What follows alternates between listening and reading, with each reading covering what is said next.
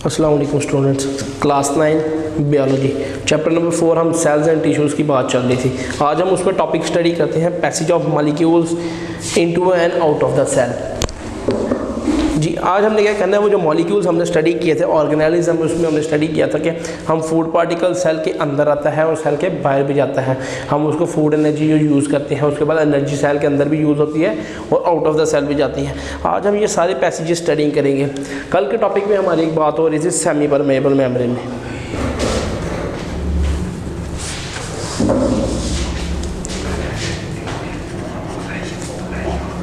Semi permeable membrane, semi permeable membrane ऐसी membrane है जो क्या करती है, एक बैरियर के थ्रू एक्ट करती है। क्या ये मॉलिक्यूल्स के लिए एक बैरियर है। बैरियर की बात की जाए तो बैरियर में हम इसलिए बात लेते हैं क्योंकि अगर फॉर एग्जांपल अगर हम कहें कि ये हमारे पास एक सेल है, इस सेल में ये मॉलिक्यूल है हमारे पास, तो ये क्या करेगा, इसको इन नहीं होने देगा क्योंकि मॉलिक्यूल्स की शेप के लिहाज से, स्ट्रक्चर के लिहाज से वो क्या करेगा, उसमें थोड़ा सा डिफरेंस रखेगा। अगर हम बात करें कि इस डिफ्यूजन के मॉलिक्यूल्स जो हैं मेम्ब्रेन के साथ इन आउट करते हैं, तो वो क्या करते हैं, एक सेमी परमेबल मेम्ब्रेन हम बोलते हैं। परमेबल मेम्ब्रेन इसलिए बोलते हैं क्योंकि उसके अंदर पोर्स होते हैं छोटे। मेम्ब्रेन के अंदर पोर्स हमने प्लाज्मोडेस्माटा के थ्रू हमने पढ़ा था, तो इस पोर्स के जरिए क्या कहते हैं, मॉलिक्यूल्स इन एंड आउट होते हैं। इसके बाद हम जो फिनोमिनास पढ़ेंगे कि सेल में ब्रेन के थ्रू किस फिनोमिने से मॉलिक्यूल्स का इन एंड आउट होती है, तो वो फिनोमिना में हम सबसे पहले आज बात करते हैं डिफ्यूजन की।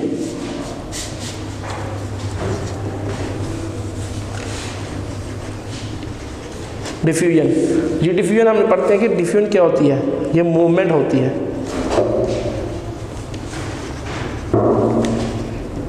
From higher concentration to lower concentration.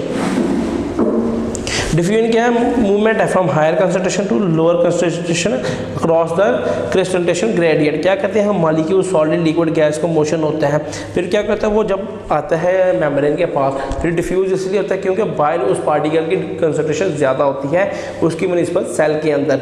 अगर हम बात करें कि बाहर फूड ज़्यादा है लेकिन सेल के अंदर फूड की कमी है, इसलिए हम क्या कहेंगे, वो हायर कंसंट्रेशन से लोअर कंसंट्रेशन की तरफ मूव आउट करेगा। फिर यही था इसका लोअर कंसंट्रेशन। फिर मॉलिक्यूल्स रीच करते हैं कि इक्विलिब्रियम स्टेट में, यहाँ एक इक्विलिब्रियम स्टेट तब आती है जब हम बात करते हैं कि जो अमाउंट है फूड की वो सेल के अंदर भी और बाहर भी क्या होती है, बराबर हो जाती है। जब सेल के अंदर भी और बाहर भी बराबर हो जाती है तो फिर क्या होता है, ये इक्विलिब्रियम आ जाता है। फिर क्या होती है, जो कंसंट्रेशन होती है यानी जो डिफ्यूजन का प्रोसेस होता है वो स्लो डाउन हो जाता है, लेकिन चल रहा होता है, लेकिन स्लोली चल रहा होता है जब तक कि वो जो अंदर वाली फूड है वो सेल इस्तेमाल कर लेता है।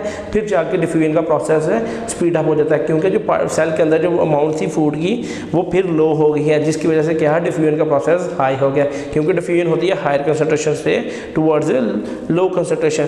फिर जो डिफ्यूजन है ये एक प्रिंसिपल मेथड है, बी है moving of substance with the cell, के सेल के अंदर जो मूवमेंट होती है वो भी इसके ज़रिए होती है। फिर कार्बन डाइऑक्साइड, ऑक्सीजन, ग्लूकोज, ये सारे भी डिफ्यूजन के ज़रिए भी, क्योंकि डिफ्यूजन में गैस हो, लिक्विड हो या सॉलिड हो, सबकी डिफ्यूजन हो सकती है। उसके बाद जो मूवमेंट होती है मॉलिक्यूल्स की हमारी बॉडी में ले लेते जो स्मॉल इंटेस्टाइन से ब्लड कैपिलरीज की तरफ होती है।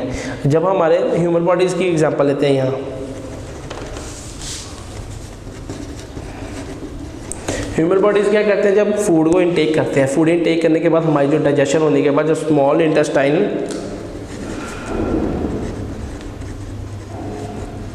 में अब्जॉर्प्शन का प्रोसेस आता है। स्मॉल इंटेस्टाइन में जब अब्जॉर्प्शन का प्रोसेस आता है तो अब्जॉर्प्शन के प्रोसेस में क्या होता है, जो स्मॉल इंटेस्टाइन का ल्यूमेन होता है उससे अब वो होनी होती है अब्जॉर्प्शन ब्लड कैपिलरीज में। ब्लड कैपिलरीज में कैसे होती है, विलाई के थ्रू। एक स्मॉल इंटेस्टाइन के साथ विलाई स्ट्रक्चर्स होते हैं, ये ऐसा विलाई का स्ट्रक्चर होता है। ये क्या होता है, इंटेस्टाइन के साथ ऐसी आउटग्रोथ होती है इनकी, इसी आउटग्रोथ के थ्रू क्या होती है, हमारी अब्जॉर्प्शन होती है और इसके पीछे जो होती है ब्लड कैपिलरीज होती हैं। फिर जो यूज़फुल प्रोडक्ट है यानी फूड में से जो भी यूज़फुल हमें चाहिए वो क्या होती है, ब्लड में उनकी अब्जॉर्प्शन ऐसे होती है। फिर क्या कहते हैं, वो जो अब्जॉर्प्शन होती है वो भी कैसे होती है कि स्मॉल इंटेस्टाइन के ल्यूमेन में जब जो फूड है उसकी एनर्जी यानी उसकी अमाउंट हाई है, एनर्जी की अमाउंट हाई है, तो ब्लड कैपिलरीज में अमाउंट लो है, इसलिए फिर वहाँ भी डिफ्यूजन का प्रोसेस होता है। डिफ्यूजन का प्रोसेस इसलिए होता है कि हायर कंसंट्रेशन से लोअर कंसंट्रेशन की तरफ। अगर हमको एनर्जी की बात करें तो सेल जो है एक्सपेंड नहीं करता है एनर्जी, वो मॉलिक्यूल्स की मूवमेंट करता है किसी के डिफ्यूजन के लिहाज से। फिर हम इस पूरे डिफ्यूजन को हम क्या बोलते हैं, पैसिव ट्रांसपोर्ट। ये क्या हो रही है, transport of the food molecules through the process of diffusion in which higher concentration towards the lower concentration of the cell. ये था हमारा डिफ्यूजन का टॉपिक। नेक्स्ट हम बात करते हैं फैसिलिटेटेड डिफ्यूजन क्या है।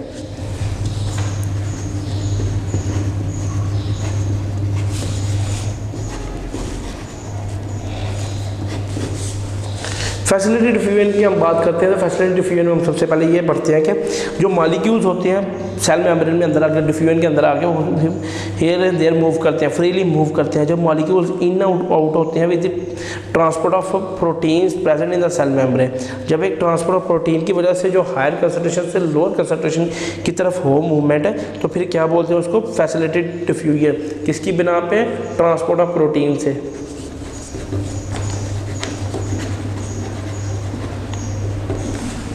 ट्रांसपोर्ट ऑफ प्रोटीन की वजह से जो मूवमेंट होनी है सब्सटेंस की from higher concentration to lower concentration, इसको हम बोलते हैं फैसिलिटेटेड डिफ्यूजन। फैसिलिटेटेड डिफ्यूजन बोलते हैं क्योंकि इसमें हमें एक फैसिलिटी मिली है। फैसिलिटी किसकी मिली है, हमें ट्रांसपोर्ट प्रोटीन की फैसिलिटी मिली है, जिसकी वजह से क्या होना है, मूवमेंट होनी है हायर कंसंट्रेशन से लोअर कंसंट्रेशन की तरफ। अगर हम डिफ्यूजन की बात करें तो उसमें हमने क्या देखा था कि जब इनकी इक्विलिब्रियम आ जाता है तो डिफ्यूजन स्लो डाउन हो जाते हैं। लेकिन फैसिलिटेटेड डिफ्यूजन क्या है, इज हायर,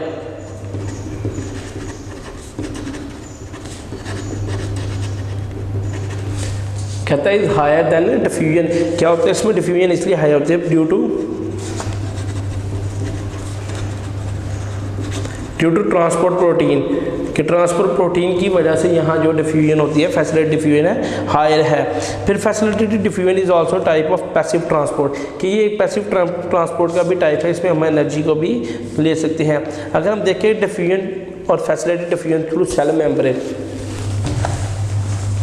जी ये हमारे पास सेल मेम्ब्रेन है। अब हमने देखनी है इसमें डिफ्यूजन एंड फैसिलिटेटेड डिफ्यूजन। अगर हम डिफ्यूजन की बात करें तो ये देखिए पार्टिकल्स कुछ जो है वो डिफ्यूज़ करके जा रहे हैं उसके अंदर, ये लिपिड बाय लेयर है ना, सेल मेम्ब्रेन है। सेल मेम्ब्रेन हमने पढ़ा था फ्लूइड मोज़ेक मॉडल के थ्रू कि ये डबल बाय लेयर होती है, ये लिपिड डबल बाय लेयर है। ये जो डिफ्यूजिंग पार्टिकल्स है ये देखिए 1 2 3 कि 3 पार्टिकल सिर्फ अभी तक डिफ्यूज़ हुए हैं, या 3 मॉलिक्यूल सिर्फ अभी तक डिफ्यूज़ हुए हैं। जब हम ट्रांसपोर्ट प्रोटीन की बात करते हैं तो प्रोटीन क्या करती है, ट्रांसपोर्ट में मदद देती है, क्या कि उस वजह से फैसिलिटी डिफ्यूजन जो है वो इंक्रीज या हायर होती है अमाउंट में, क्योंकि उसकी वजह जो ट्रांसपोर्ट होती है प्रोटीन है उसको वो स्पीडली या फास्टली या रैपिडली ट्रांसपोर्ट करना है। ये थी elaboration through the diagram for the facility diffusion and diffusion. इसके बाद जो हमारा नेक्स्ट टॉपिक है वो ऑस्मोसिस। ऑस्मोसिस की बात करते हैं। ऑस्मोसिस होती है movement across a semi permeable membrane. Osmosis में हम वाटर मूवमेंट बात करते हैं कि हमने पानी की मूवमेंट करनी है एक सेल में, movement of water movement through semi permeable membrane.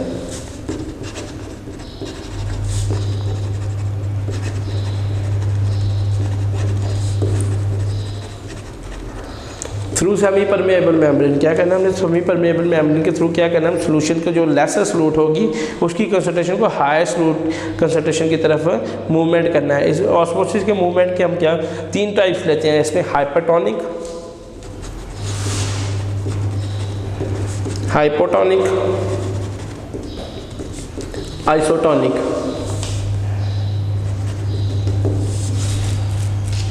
अगर हम फर्दर स्टडी करें हाइपरटोनिक आइसोटोनिक की,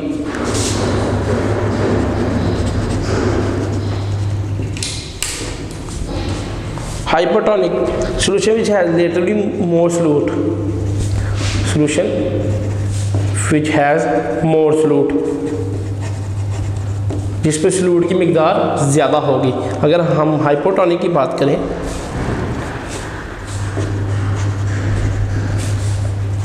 solution which has relatively less amount,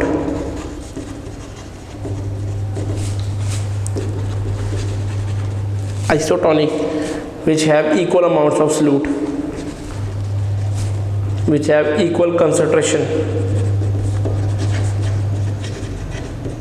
ये 3 प्रोसेस है जिसके थ्रू ऑस्मोसिस का फिनोमेना होता है। ऑस्मोसिस के फिनोमेना के लिए हम क्या स्टडी करते हैं, इसमें ये 3 कंडीशंस, हाइपरटोनिक होगा तो सॉल्यूट की कंसंट्रेशन क्या होती है, वो रिलेटिवली ज़्यादा होती है। अगर हम वाटर मॉलिक्यूल्स की बात करें तो वो क्या करते हैं, डिफ्यूज़ करते हैं हाइपोटोनिक से हाइपरटोनिक की तरफ, क्योंकि हाइपरटोनिक में सॉल्यूट की अमाउंट लेस है और हाइपरटोनिक में सॉल्यूट की अमाउंट ज़्यादा है, इसलिए क्या करते हैं, lower concentration to higher concentration, यानी डिफ्यूजन से बिल्कुल ऑपोजिट बात हो रही है। डिफ्यूजन हमने बात की थी हायर कंसंट्रेशन से लोअर कंसंट्रेशन की तरफ जाता है, लेकिन ये क्या करता है, ऑस्मोसिस में होता है कि लोअर कंसंट्रेशन से हायर कंसंट्रेशन की तरफ जाता है। एक डायग्राम से हम इसकी एलैबोरेशन, ये देखिए कंसंट्रेटेड हमारे पास एक हाइपोटोनिक सॉल्यूशन है, एक बीकर है, उसके अंदर हमने परमेबल मेम्ब्रेन लगाई है। परमेबल मेम्ब्रेन हम इसमें हमने क्या है, पोर्स भी हैं। फिर हमने ऑस्मोसिस का फिनोमेना देखना है। एक तरफ हमारे पास कंसंट्रेटेड हाइपोटोनिक सॉल्यूशन है, एक तरफ डिल्यूट हाइपोटोनिक सॉल्यूशन है। अगर हम हाइपोटोनिक सॉल्यूशन की बात करें तो इसमें मोर सॉल्यूट होगी और हाइपोटोनिक की बात करें तो इसमें लेस सॉल्यूट होगी। हम देखेंगे कि ऑस्मोसिस का फिनोमेना कैसे हो रहा है। इसमें जो देखिए स्मॉल वाटर पार्टिकल्स हैं वो उस तरफ मूव कर रहे हैं जहां वाटर पार्टिकल्स की कंसंट्रेशन हाई है, यानी ऑपोजिट, और सॉल्यूट पार्टिकल्स क्या कर रहे हैं, वो हाइपरटोनिक में मूवमेंट कर रहे हैं, उनकी मूवमेंट यहाँ हो रही है, वाटर मॉलिक्यूल्स की मूवमेंट यहाँ हो रही है। क्यों? क्योंकि यहाँ सॉल्यूट की मिकदार ज़्यादा है। हाइपरटोनिक में सॉल्यूट की मिकदार ज़्यादा होती है और हाइपरटोनिक में सॉल्यूट की मिकदार कम होती है, लेकिन हाइपोटोनिक में वाटर की कंसंट्रेशन ज़्यादा होती है और हाइपरटोनिक में वाटर की कंसंट्रेशन कम होती है। इसलिए ये जो प्रोसेस हो रहा है ऑपोजिट डायरेक्शन में हो रहा है, ये ऑस्मोसिस का प्रोसेस है। नेक्स्ट अगर हम देखें तो वाटर मॉलिक्यूल्स एक तरफ आ गए हैं और शुगर मॉलिक्यूल्स यानी सॉल्यूट मॉलिक्यूल्स एक तरफ आ गए हैं। फिर हम क्या कहते हैं, यहाँ ऑस्मोसिस का फिनोमेना ख़त्म हो गया है, यहाँ ऑस्मोसिस हो गई है। ये बात थी हमारी ऑस्मोसिस पे।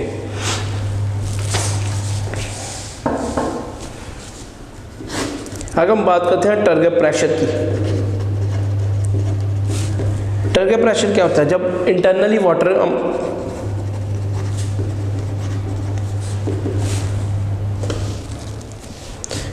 वाटर जब एक्सर्टेड किया जाता है सेल की वॉल्स पे, जब सेल की मूवमेंट होती है ऑस्मोसिस के जरिए तो सेल में जब पानी की कंडीशन ज़्यादा हो जाती है, जब ज़्यादा पानी कंडीशन में चला जाता है तो रिजिड स्ट्रक्चर की तरफ से उनका टर्गेट प्रेशर बनता है उसकी वॉल्स में, यानी जो वॉल वाटर अंदर जाकर प्रेशर बनाता है वो किस पे एक्सर्ट किया जाता है, उसकी सेल की वॉल्स पे। तो फिर यहाँ क्या होता है, टर्गेट प्रेशर किया जाता है। फिर आइसोटोनिक एनवायरनमेंट होती है कि अपने को होता है जो वाटर का वो इतना ज़्यादा नहीं होता और जो सेल है वो फ्लैसिड यानी लूज या फिल्म हो जाता है। फिर हाइपरटोनिक एनवायरनमेंट में एक सेल जो है वो वाटर लूज करता है और साइटोप्लाज्म उसका श्रिंक कर जाता है।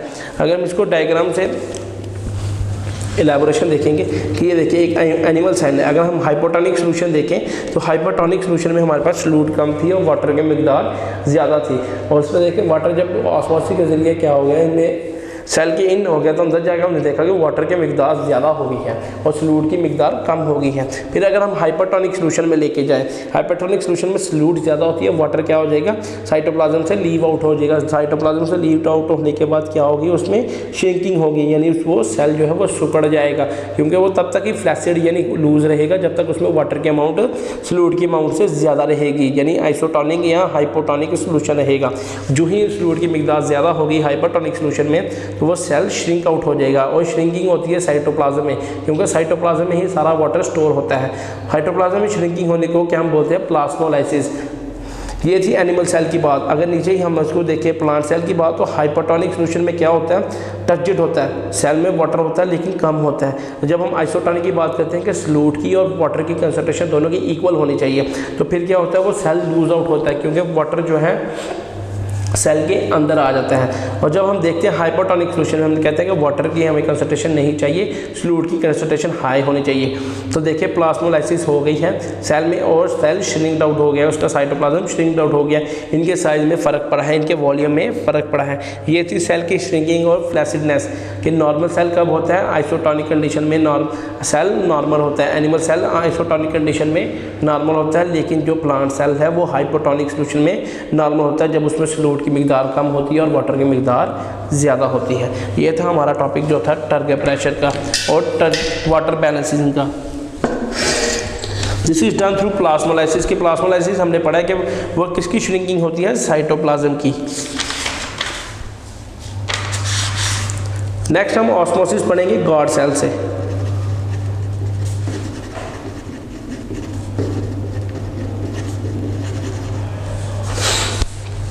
ऑस्मोसिस थ्रू ग्लाड सेल्स पढ़ने से पहले हम क्या देखते हैं कि लीफ की स्टडी करते हैं। फॉर एग्जांपल अगर हमारे पास ये एक लीफ है तो इसमें छोटे छोटे पोर्स मौजूद होंगे। ये छोटे छोटे पोर्स को हम नाम देते हैं स्टोमेटा का। स्टोमेटा क्या होती है? स्मॉल ओपनिंग होती है एपिडर्मिस ऑफ द लीफ। ये स्मॉल ओपनिंग क्यों होती है? क्योंकि यहाँ से गैसेस एक्सचेंज होना है, यानी ऑक्सीजन ने एक्सहेल होना है और कार्बन डाइऑक्साइड ने इनहेल होना है।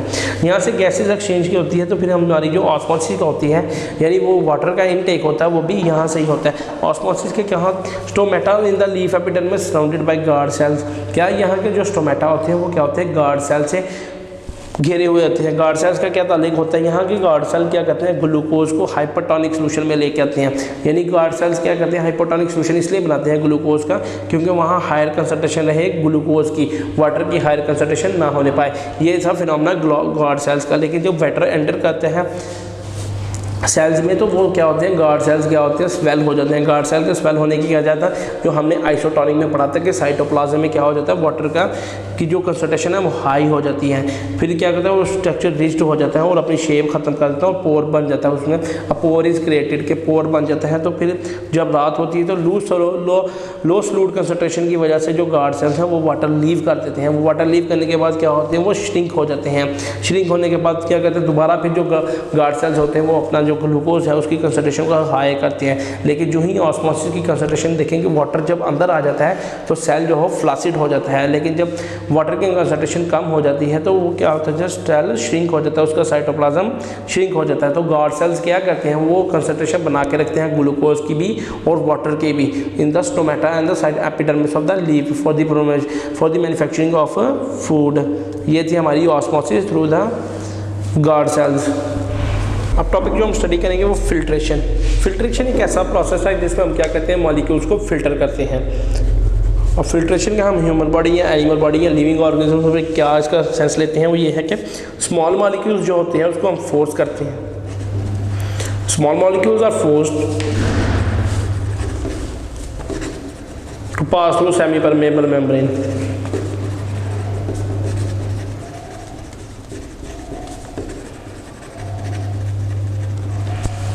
To pass through semi permeable membrane. इसके हम सेंस लेते हैं कि filtration the process by which small molecules are forced to move through across the semi permeable membrane. किसकी वजह के? किस प्रेशर से? Pressure created by water. कि पानी के बहाव से, पानी के प्रेशर से हम क्या कहते हैं? जो छोटे मॉलिक्यूल्स होते हैं उनको वो तो सेमी परमेबल मेम्ब्रेन से फिल्टर हो गए, लेकिन जो लार्ज मॉलिक्यूल्स हैं वो फिल्टर आउट नहीं हो सकते। इस तरह अगर हम एग्जांपल है एक एनिमल बॉडी में, तो जो ब्लड प्रेशर होता है वो फोर्स करता है वाटर मॉलिक्यूल्स को, और जो छोटे फूड के छोटे छोटे पार्टिकल्स होंगे उनको मूव आउट करता है कि वो सेमी परमेबल मेम्ब्रेन यानी कैपिलरी से पास आउट होकर आगे जो हम बॉडी में मूव आउट करें। लेकिन अगर हम वही बात करें कि जब लार्ज मॉलिक्यूल्स हैं जैसे कि प्लाज्मा, प्रोटीन वगैरह, तो वो इन मेम्बर्स के मेम्ब्रेन पोर से पास आउट नहीं कर सकते क्योंकि फिल्ट्रेशन सिर्फ छोटे पार्टिकल्स को फिल्टर कर सकता है, लार्जर पार्टिकल्स को फिल्टर नहीं करता। इसी तरह अगर हम पानी को फिल्टर करें, पानी में हम मिट्टी को डिसॉल्व करके फिल्टर पेपर से फिल्टर करें तो हम देखेंगे पानी तो क्रॉस कर जाएगा फिल्टर पेपर को, लेकिन मिट्टी नहीं क्रॉस करेगी क्योंकि फिल्टर पेपर में स्मॉल पोर्स होते हैं। स्मॉल पोर्स होने की वजह से क्या है? सिर्फ वाटर के मॉलिक्यूल जो है वही सिर्फ मूव आउट हो सकते हैं। जो लार्ज पार्टिकल्स होंगे सैंड के तो वो पास आउट नहीं हो सकते। इस पासिंग आउट होने की वजह से हम क्या कहते हैं? ये प्रोसेस क्या है? फिल्ट्रेशन का प्रोसेस है। अगर हम इसकी डायग्राम को एलैबोरेट करें तो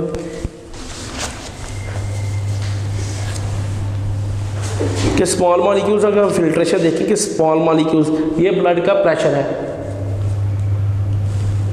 ब्लड प्रेशर से क्या होगा? ये जो स्मॉल पार्टिकल्स हैं ग्रीन टाइप के, ये क्या होंगे?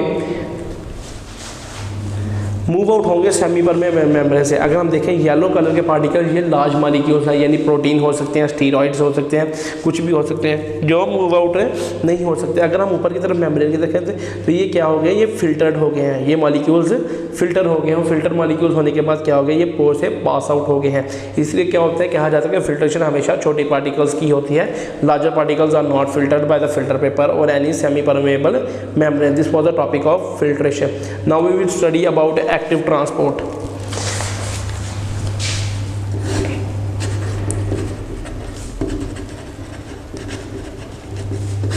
एक्टिव ट्रांसपोर्ट क्या है? मूवमेंट ऑफ मॉलिक्यूल्स है। molecules movement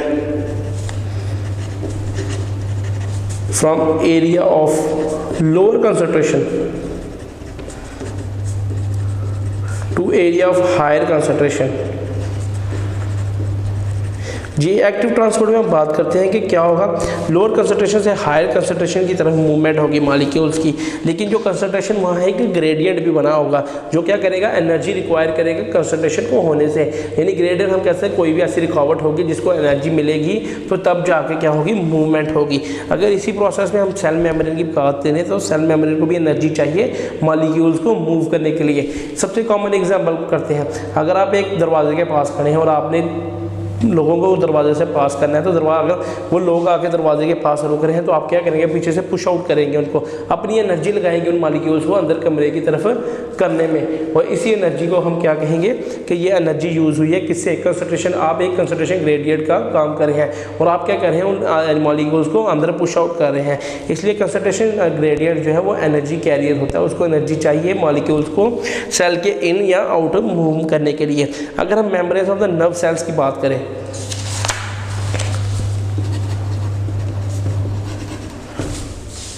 नर्व सेल्स की बात करें तो नर्व सेल्स में क्या होता है, हम करते हैं sodium and potassium pump. Sodium potassium pump, sodium potassium pump क्या होता है कि नर्व सेल्स को हम एक बैरियर होता है प्रोटीन्स का, तो उन प्रोटीन्स को एनर्जी चाहिए होती है मॉलिक्यूल्स को, यानी सोडियम या पोटेशियम को सेल के अंदर या आउट मूव करने के लिए। अब हम देखते हैं तो इसमें एनर्जी जो स्पेंड आउट होती है वो एटीपीज की फॉर्म में। एटीपीज की फुल एब्रीविएशन है एडेनोसिन ट्राइफॉस्फेट। ये क्या होता है, हमारे एनर्जी मॉलिक्यूल्स हैं, हमारी एनर्जी और लिविंग ऑर्गेनिज्म की एनर्जी एटीपीज की शक्ल में होती है। फिर एनर्जी स्टडी करने के लिए हम क्या करते हैं, जो पंप है वो स्पेंड करते हैं एनर्जी की, ताकि वो हायर कंसंट्रेशन जो पोटेशियम की है और लोअर कंसंट्रेशन सोडियम की जो इनसाइड द सेल है, तो सोडियम क्या करे, वो मूव करे आउटसाइड द सेल, कि सोडियम लोअर कंसंट्रेशन से हायर कंसंट्रेशन की तरफ मूव करे। सोडियम जो है सेल से out of the cell move करे, और जो potassium out of the cell है कंसंट्रेशन हाई है और सेल के अंदर कंसंट्रेशन लो है तो वो इनसाइड मूव करे।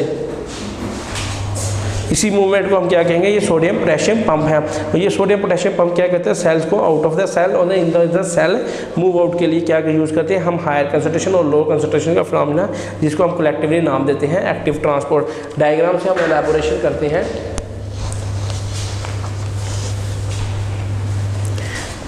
ये हमारे पास सोडियम पोटेशियम पंप है, जो शो कर रहा है सिर्फ एक्टिव ट्रांसपोर्ट की। ये देखिए, ये हमारे पास प्रोटीन कैरियर है, ये यहाँ एटीपी की एनर्जी हमारे पास यूज़ होगी। क्या होगा, यहाँ सोडियम के जो आइंस हैं वो क्या करेंगे, मूव करेंगे इनटू द एक्सटर्नल एनवायरनमेंट, और पोटेशियम के आइंस क्या करेंगे, वो इंटरनल एनवायरनमेंट की तरफ, यानी जहाँ इनकी कंसंट्रेशन लो है, ये लो कंसंट्रेशन से हायर कंसंट्रेशन की तरफ आएंगे, और सोडियम हायर कंसंट्रेशन से लोअर कंसंट्रेशन से हायर कंसंट्रेशन की तरफ। यहाँ सोडियम के मॉलिक्यूल्स 1 2 3 4 5 6 हैं, 6 मॉलिक्यूल्स हैं, जबकि यहाँ जो है उसके सिर्फ 4 मॉलिक्यूल्स हैं, यानी यहाँ कंसंट्रेशन लो हुई। जबकि पोटेशियम के मॉलिक्यूल्स 1 2 3 हैं यहाँ, जबकि यहाँ 1 2 3 4 5 6 5 मॉलिक्यूल्स है। फिर ये क्या है, लोअर कंसंट्रेशन से हायर कंसंट्रेशन की तरफ, और सोडियम भी यहाँ लोअर कंसंट्रेशन से हायर कंसंट्रेशन की तरफ। इस तरह हमारा क्या होता है, सोडियम पोटेशियम पंप वर्कआउट करता है किसकी फॉर्म में, एटीपीज की फॉर्म में। ये था हमारा एक्टिव ट्रांसपोर्ट का टॉपिक। इसके बाद हम टॉपिक स्टडी करेंगे एंडोसाइटोसिस। एंडोसाइटोसिस एंड एक्सोसाइटोसिस, ये इकट्ठे ही पढ़े जाते हैं दोनों टॉपिक, क्योंकि एक में क्या होनी है, मूवमेंट इनटू द सेल होनी है, और एक से क्या होनी है, movement out of the cell होनी है। अगर हम एंडोसाइटोसिस की बात करें तो ये क्या कहते हैं, ingestion of bulky molecules by infolding of cell membrane. हमने पढ़ा था कि सेल मेम्ब्रेन जो है किसी भी सेल की, उसका फूड पार्टिकल जब उसके पास आता है तो वो जो मेम्ब्रेन इन्वेजिनेट, यानी वो मेम्ब्रेन खुलती है, तो उसका फिनोमेना क्या है, उस फिनोमेना को हम नाम देते हैं एंडोसाइटोसिस। एंडोसाइटोसिस का नाम दिया गया जब भी वो फूड पार्टिकल मेम्ब्रेन के पास आएगा तो मेम्ब्रेन क्या होगी, मेम्ब्रेन की एक छोटी सी ओपनिंग होगी, और वो फूड पार्टिकल क्या होगा, एक वैक्यूल या एक वेसिकल की शक्ल में इनटू द सेल आ जाएगा। फिर एंडोसाइटिस 2 किस्म की होती है, फैगोसाइटोसिस, पिनोसाइटोसिस। अगर फैगोसाइटोसिस की बात करें तो ये सेलुलरी ईटिंग होती है, यानी फूड होता है, ये फूड पार्टिकल्स होता है, और ये सेलुलर ड्रिंकिंग होती है, सेलुलर ड्रिंकिंग, यानी ये वाटर पार्टिकल्स होते हैं, वाटर मॉलिक्यूल्स होते हैं। अगर हम बात करें फैगोसाइटोसिस की, ये सॉलिड मटेरियल होता है, जबकि पिनोसाइटोसिस क्या होता है, लिक्विड होते हैं फॉर्म ऑफ ड्रॉपलेट्स, क्योंकि वाटर जो होता है वो ड्रॉपलेट्स की या मॉलिक्यूल्स की फॉर्म में होता है, जबकि जो फूड पार्टिकल्स होगा वो सॉलिड फॉर्म में होगा। क्या होगा, जब वो मेम्ब्रेन के पास होगा तो इन्वेजिनेशन या इनफोल्डिंग होगी। ये थी सेल के अंदर आने का, एंटरिंग सेल, यानी फूड पार्टिकल जब सेल को एंटर करता है। जबकि हम एक्सोसाइटोसिस को स्टडी करते हैं, ये क्या है, removing out of the cell. हम एक्सोसाइटोसिस की बात करें तो ये क्या करता है, रिमूव करता है आउट ऑफ द सेल। इसमें क्या होता है, जो बल्कि मटेरियल वो क्या कहते हैं, अब सेल की वॉल की इनर साइड्स पे, यानी सेल की अंदर वाली साइड पे जब उसकी मेम्ब्रेन के पास आता है तो फिर इमेजिनेशन यानी फोल्डिंग बनती है, और वो क्या करती है, पुश आउट करती है, एनर्जी यूज़ होती है, पुश आउट करके इसको एक्सटर्नल एनवायरनमेंट में फेंक देता है। अब इन दोनों की एलैबोरेशन जो है वो डायग्राम से ही जी, ये फिनोमेना हो रहा है एंडोसाइटोसिस एंड एक्सोसाइटोसिस का। हम देख रहे हैं ये एक बल्की मटेरियल है फूड का, फूड पार्टिकल है। ये क्या कर रहा है, जब सेल के पास हो रहा है तो सेल की एक ओपनिंग बन रही है, सेल की एक ओपनिंग बन रही है। इस ओपनिंग से क्या हो रहा है, ये इन्वेजिनेशन हो रही है।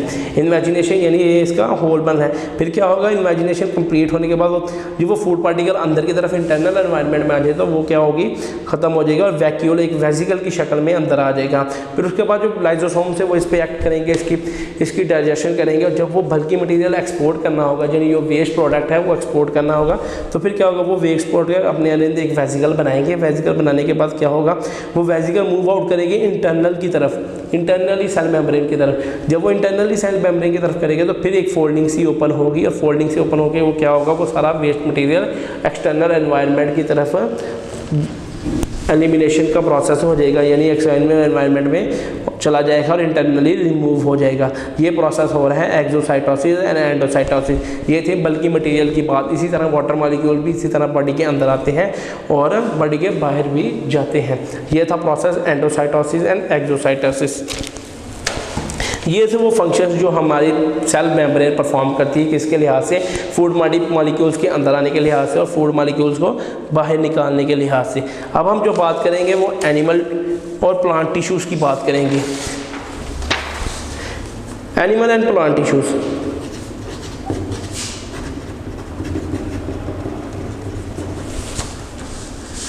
एनिमल और प्लांट टिश्यूज़ की बात करेंगे।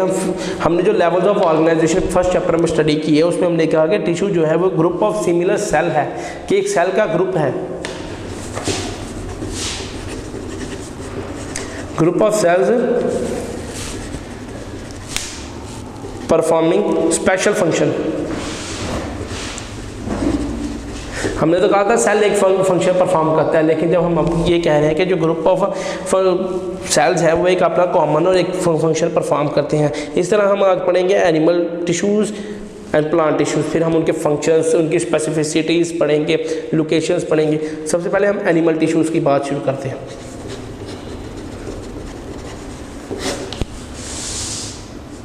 एनिमल टिश्यूज़ भी हम 4 कैटेगरीज हैं, कि 4 टाइप्स हैं उनमें,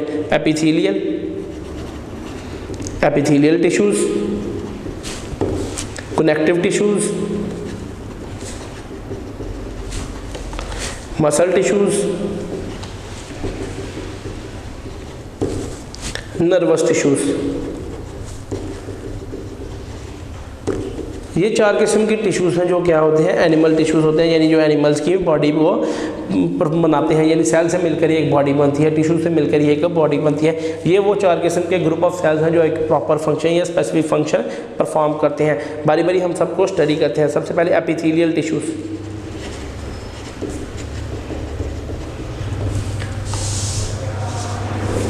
एपिथेलियल टिश्यूज़ क्या करता है, कवर करता है outside the body of organs and cavities, यानी ऑर्गन्स को और कैविटीज़ को जो बाहर साइड से कवर किया होता है वो किसने किया होता है, वो एपिथेलियल टिश्यूज़ ने। और ये क्लोजली पैक्ड होते हैं, क्लोजली पैक्ड यानी एक साथ जुड़कर तो एक स्ट्रक्चर बनाया होता है, एक इन्होंने अपना नेटवर्क बनाया होता है। फिर इनमें शेप्स ऑफ सेल्स और लेयर्स के हिसाब से ये इंक्लूड करते हैं। अब इनकी शेप स्टडी करते हैं। शेप्स के लिहाज से इनमें डिफरेंस है कुछ। शेप्स के लिहाज में सबसे पहले हमारे पास स्क्वैमस, एपिथेलियम है। स्क्वैमस एपिथेलियम में हम क्या स्टडी करते हैं कि ये एक सिंगल लेयर होता है,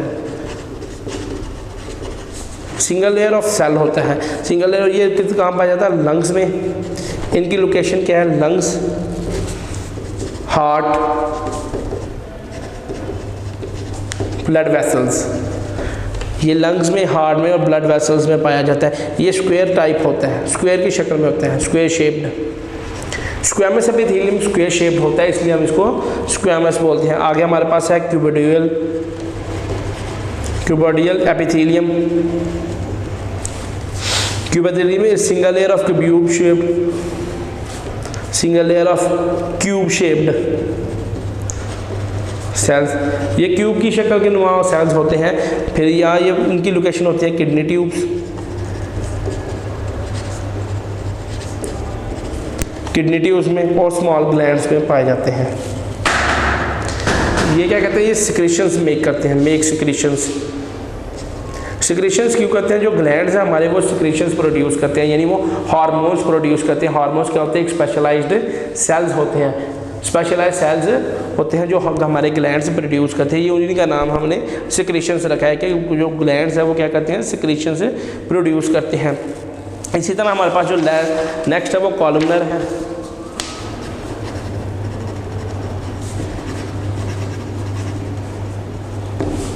कॉलमनर एपिथेलियम है। Columnar epithelium single has elongated cell, a layer of elongated cells।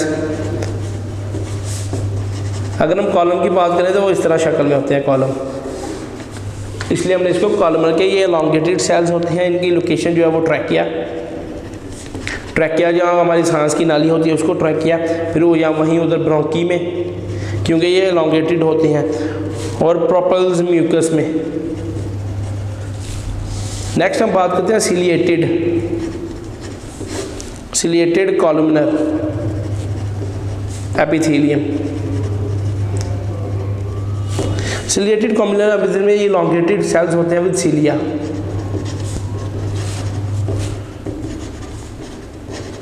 Cilia हम बात करें, अगर ये elongated सेल्स है तो यहाँ कुछ फाइन थ्रेड लाइक स्ट्रक्चर्स को हम सिलिया बोलते हैं। फाइन थ्रेड लाइक स्ट्रक्चर्स को हम बोलेंगे सिलिया। तो ये प्रेजेंट होते हैं, ये भी हमारे ट्रैकिया में होते हैं प्रेजेंट। अगर हम नेक्स्ट बात करते हैं वो है stratified squamous epithelium. Stratified squamous epithelium, ये लेयर होती है फ्लैट सेल्स की, layer of flat sales. Layer of flat sales होती है, ये प्रेजेंट की लोकेशन होती है oesophagus,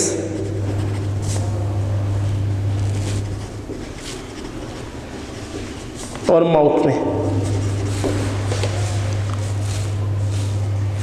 it protects inner part.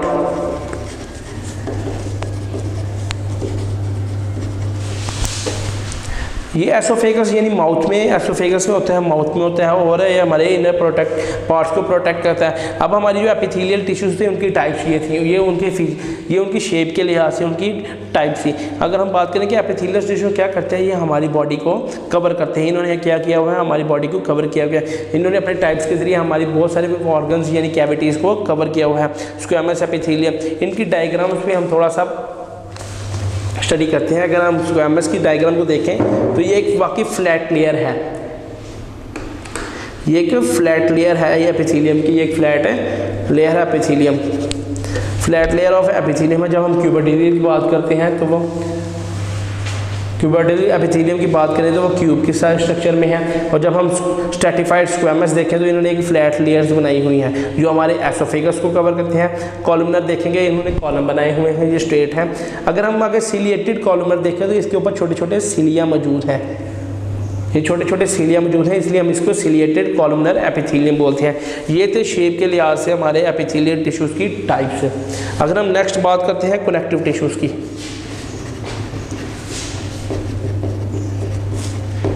Connective tissue क्या करते हैं? कनेक्टिंग फंक्शन परफॉर्म करते हैं। वो नाम से ही उनका मतलब है कि कनेक्टिंग फंक्शन परफॉर्म करते हैं। कनेक्टिंग फंक्शन परफॉर्म करते हैं, ये सपोर्ट करते हैं अदर टिश्यूज, अदर टिश्यूज को सपोर्ट करते हैं, जैसे एपिथेलियल टिश्यू हो गया, कनेक्टिव टिश्यू, ये सारे स्कैटर्ड किए होते हैं हमारे एक्स्ट्रा सेलुलर मैट्रिक्स को, हमारे सेल पे फैले होते हैं। तो कॉमन एग्जांपल जो इसकी है वो कार्टिलेज है और बोन्स है, क्योंकि कनेक्टिव टिश्यू क्या है, हम वहीं मौजूद होते हैं जहाँ हमारे किसी बॉडी को कनेक्ट किया होता है, यानी हमारी बोन्स को एक दूसरे के साथ, दो बोन्स को जब एक दूसरे के साथ कनेक्ट करना है तो उसमें किसमें कौन से टिश्यूज़ यानी कौन से सेल्स वहाँ पाए जाते हैं, वहाँ कनेक्टिव टिश्यूज़ का एक ग्रुप ऑफ सेल्स पाए जाते हैं। यानी एक्सटर्नली हमारे एयर, नोज और ट्रैकिया में, बोन में, ब्लड में एडिपोज टिश्यूज़।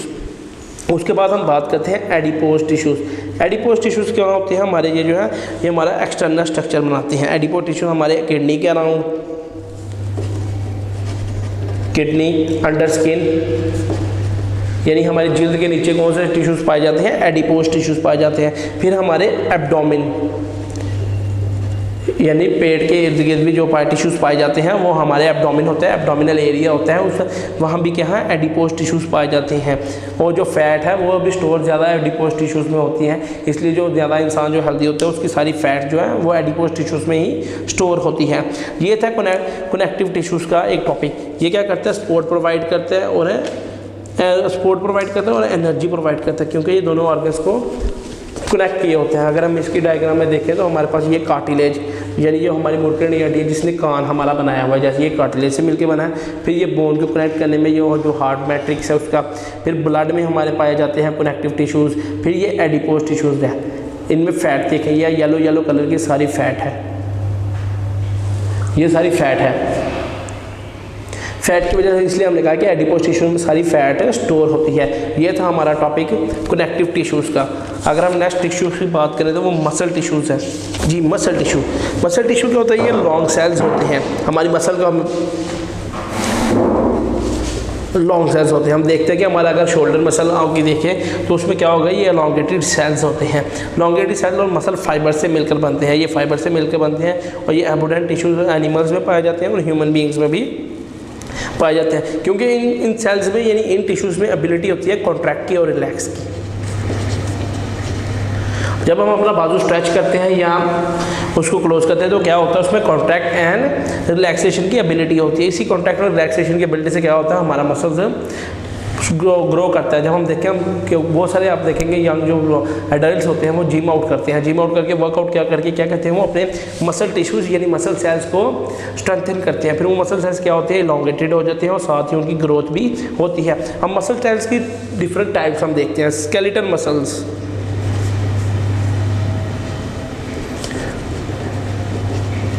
स्केलेटल मसल्स की बात करें तो ये स्ट्रेटिएटेड, ये होते हैं अटैच्ड होते हैं बोन्स के साथ, attached with bones.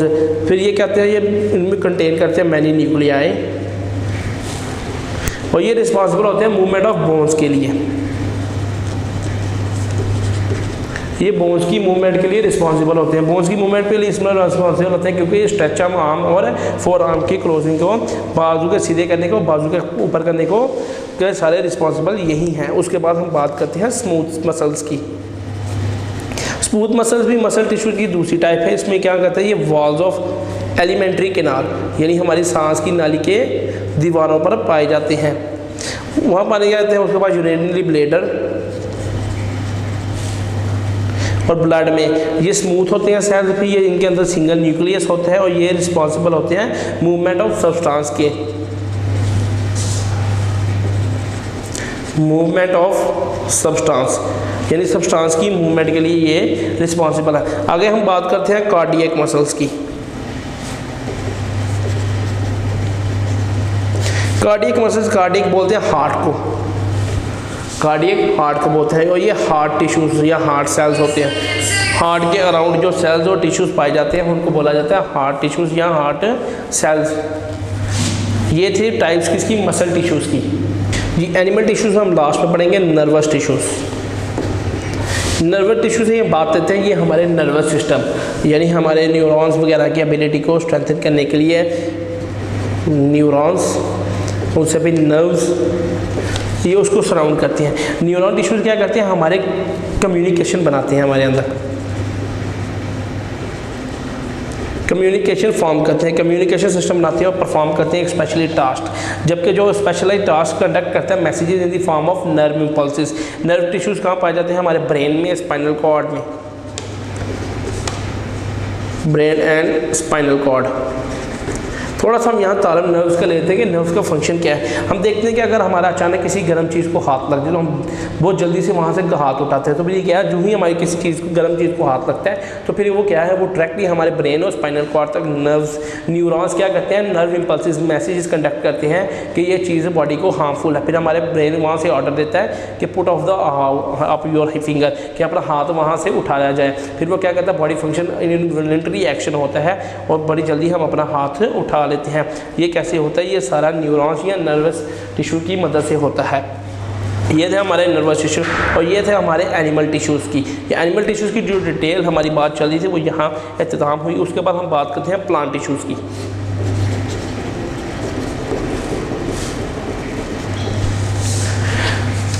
Plant tissues में हम सबसे पहले बात करेंगे सिंपल टिश्यूज़ की। सिंपल टिश्यूज़ ऐसे टिश्यूज़ हैं जो सिंपल टाइप ऑफ सेल से मिलकर बनते हैं। इनमें दो बातें हम पढ़ेंगे, मेरिस्मेटिक एंड परमानेंट। सबसे पहले हम मेरिस्मेटिक की बात करते हैं। मेरिस्मेटिक में हम क्या पढ़ते हैं, मेरिस्मेटिक टिश्यूज़ ऐसे हैं जो एबिलिटी करते हैं डिवाइड की। ये लार्ज न्यूक्लियस को स्मॉलर न्यूक्लियस में डिवाइड करते हैं। फिर हमारे पास दो किस्म के मेरिस्मेटिकल हैं, apical and lateral. Apical meristematic and lateral meristematic. अगर हम एपिकल मेरिस्मेटिक की बात करें, ये रूट्स की टिप्स में पाए जाते हैं और ये हमारे क्या करते हैं, ये इंक्रीज़ करते हैं प्लांट की लेंथ को। जो रूट्स हैं वो रिस्पॉन्सिबल होती है प्लांट की लेंथ को। जितनी स्ट्रॉन्गर रूट्स होगी उतनी स्ट्रॉन्गर क्या होगा, वो प्लांट या ट्री होगा। इसलिए जो सिंपली प्राइमरी ग्रोथ होनी है वो एपिकल मेरिस्मेटिक से होनी है। अगर हम लेटरल मेरिस्मेटिक स्टडी करें तो ये शूट्स की यानी स्टेम की साइड्स में पाए जाते हैं। स्टेम की साइड में पाए जाते हैं। ये रिस्पॉन्सिबल किसके लिए होते हैं, गिफ्ट ऑफ प्लांट पार्ट्स के, प्लांट के दूसरे हिस्से यानी लीव्स को, शाखों को वगैरह को दबा के रखने या जोर से रखने के लिए रखे होते हैं। ये ग्रोथ कौन सी होती है, ये सेकेंडरी ग्रोथ के लिए। उसके हम बात करते हैं वेस्कुलर कैम्बियम की। वेस्कुलर कैम्बियम में हम शुरू से पढ़ते आ रहे हैं जाइलम एंड फ्लोएम। जाइलम और फ्लोएम को हम कलेक्टिवली वेस्कुलर कैम्बियम बोलते हैं। वेस्कुलर कैम्बियम और कॉर कैम्बियम हम क्या बोलते हैं, लेटरल साइड्स को। तने को हम कॉर कैम्बियम, उसकी लेटरल साइड्स यानी किसी भी प्लांट की लेटरल साइड्स को हम कॉर कैम्बियम का नाम देते हैं। इसी तरह हमारे पास है परमानेंट टिश्यूज़। परमानेंट टिश्यूज़ हैं वो कहाँ से अराइज होते हैं, मेरिस्मेटिक टिश्यूज़। और इनके पास कोई एबिलिटी नहीं होती डिवाइड होने की, इसलिए सबसे पहले हम यहाँ इसमें पढ़ते हैं एपिडर्मल टिश्यूज़।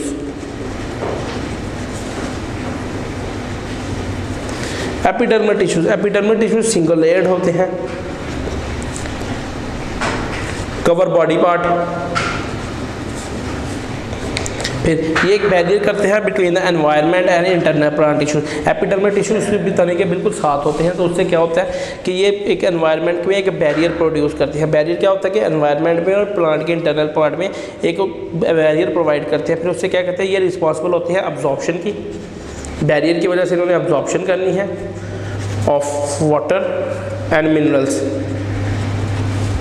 वाटर और मिनरल्स की अब्जॉर्प्शन करनी है। फिर ये क्या करते हैं, स्टेम, ये रूट हेयर और स्टोमेटा के फंक्शन को भी परफॉर्म करते हैं, स्पेशलाइज फंक्शन, क्योंकि ज़्यादातर अब्जॉर्प्शन होती है रूट में होती है या स्टोमेटा लीव्स में होती है। उसके बाद हम बात करते हैं ग्राउंड टिश्यूज़ की।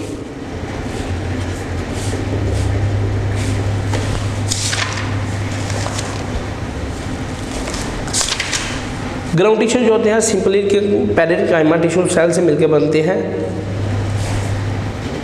पैरेन्काइमा सेल्स जो होते हैं प्लांट्स में बहुत कम पाए जाते हैं। ये स्फेरिकली होते हैं और फ्लैट स्ट्रक्चर के होते हैं। प्राइमरी सेल्स में जिनके पास लार्ज वैक्यूल्स होते हैं, वैक्यूल्स होने के बाद ये स्टोरेज करते हैं लीव्स की। फिर इनको मेसोफिल भी बोला जाता है और ये साइड्स होती है फोटोसिंथेसिस की। इनमें फोटोसिंथेसिस का फंक्शन या प्रोसेस परफॉर्म होता है। फोटोसिंथेसिस होती है और यहाँ ही रेस्पायरेशन भी होती है। रेस्पायरेशन यानी break down of the food भी यहाँ होती है और प्रोटीन सिंथेसिस भी इस ग्राउंड टिश्यूज़ में ही पाई जाती है। अगर हम इसकी डायग्राम को देखें तो ये देखिए, ये है ग्राउंड टिश्यूज़ की डायग्राम और इनमें देखें ये पैरेन्काइमा सेल्स हैं, ये सिंगली सेल्स हैं और इनके अंदर इर्द गिर्द प्राइमरी वॉल्स भी हैं, इनमें लार्ज वैक्यूल्स भी हैं और यहाँ फोटोसिंथेसिस का अमल भी होता है और साथ ही साइट्स ऑफ रेस्पायरेशन भी है। ये थी इलैबोरेशन ऑफ द ग्राउंड टिश्यूज़। आगे हम बात करते हैं स्पोर टिश्यूज़ की।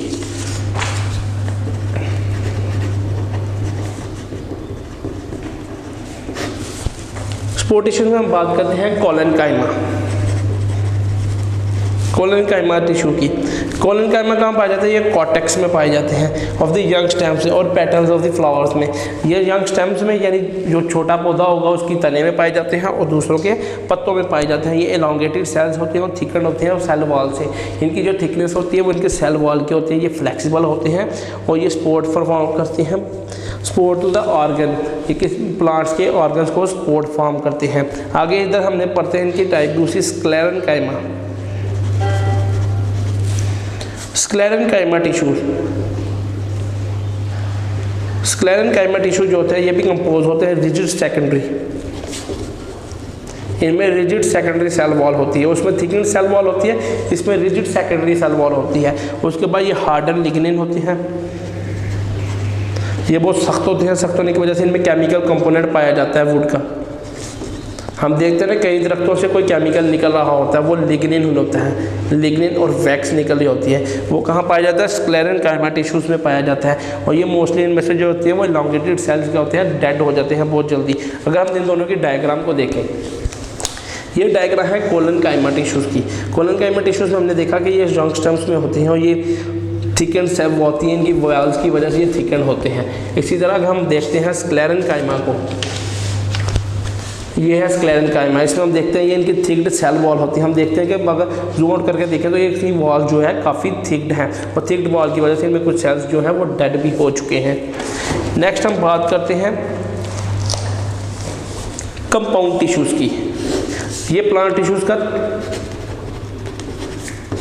सेकंड टाइप है। ये जो अभी तक हमने टाइप्स पढ़ी ये थी सिंपल एंड परमानेंट टिश्यूज़ की। फिर हमने जो प्लांट टिश्यूज़ की दूसरी टाइप हम कंपाउंड टिश्यूज़ पढ़ेंगे। कंपाउंड टिश्यूज़ ऐसे टिश्यूज़ जो क्या करते हैं, एक से ज़्यादा टाइप ऑफ सेल्स काम करते हैं, वो कम्प्लेक्स बनाते हैं। ये क्या बनाते हैं? Vascular cambium of the plant.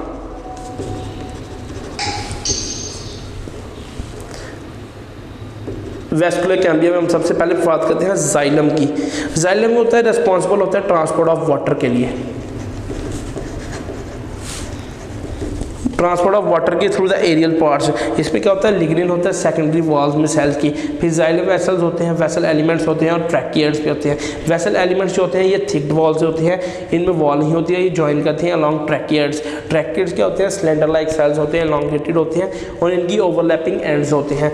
Xylem जो है ये रिस्पॉन्सिबल किसके लिए होता है? वाटर के लिए। इसने एरियल पार्ट से वाटर क्या करना है? Through the from the roots to the stem of the leave, from the roots to the stem of the leaves, पत्तों तक इसने पानी पहुंचाना है। अगर हम जाइलम टिश्यूज़ की डायग्राम को एलैबोरेशन देखें तो ये देखिए यहाँ इसने वेसल एलिमेंट्स और ट्रैकियर्स, ये देखिए वेसल एलिमेंट्स एलोंगेटेड है और ट्रैकियर्स जो है ये भी सिलेंड्रिकल भी है। सिलेंड्रिकल और एलोंगेटेड सेल्स मिलके क्या बनाते हैं? जाइलम टिश्यूज़ बनाते हैं। जाइलम टिश्यूज़ यहाँ से वाटर की ट्रांसपोर्ट होनी है। ये बात थी जाइलम टिश्यूज़ की। अगर हम बात करते हैं लास्ट पे सबसे फ्लोएम टिश्यूज़ की। फ्लोएम टिश्यू भी एक कंपाउंड टिश्यू की टाइप है, ये प्लांट सेल्स में पाए जाते हैं। फ्लोएम टिश्यू किसके लिए रिस्पॉन्सिबल होता है? For the conduction of dissolved organic matter.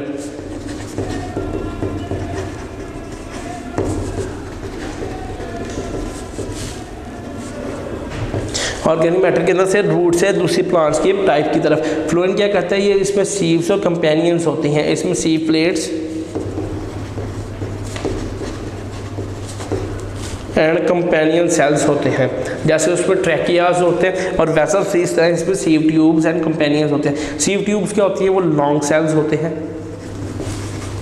जबकि कंपेनियंस क्या होते हैं? ये प्रोटीन फ्रॉम सीव, ये क्या कहते हैं? प्रोटीन ट्रांसपोर्ट करते हैं फ्रॉम सीव ट्यूब्यूल्स। सीव ट्यूब्यूल्स में क्या होता है? प्रोटीन जो होती है वो यहाँ से होकर कहाँ कंपेनियन सेल से होकर ऊपर प्लांट्स की तरफ मूव आउट करती है, ट्रांसपोर्ट ऑफ प्रोटीन्स। अगर हम फ्लोएम की डायग्राम को, फ्लोएम टिश्यूज़ की डायग्राम को एलैबोरेशन से देखें तो क्या होगा? ये हमारे पास सीव प्लेट है और ये सीव ट्यूब है। फिर कंपेनियन हमारे पास सेल है, ये क्या करते हैं? ट्रांसपोर्ट ऑफ प्रोटीन करते हैं, ट्रांसपोर्ट ऑफ प्रोटीन। और ये कंडक्शन किसकी कहते हैं? From the different parts of the plant body. Plant body से डिफरेंट पार्ट्स यानी रूट्स तक भी आना है, फिर लीव्स तक भी आना है। ये बात थी हमारी फ्लोएम टिश्यू और ये था हमारा chapter number 4 cells and tissue.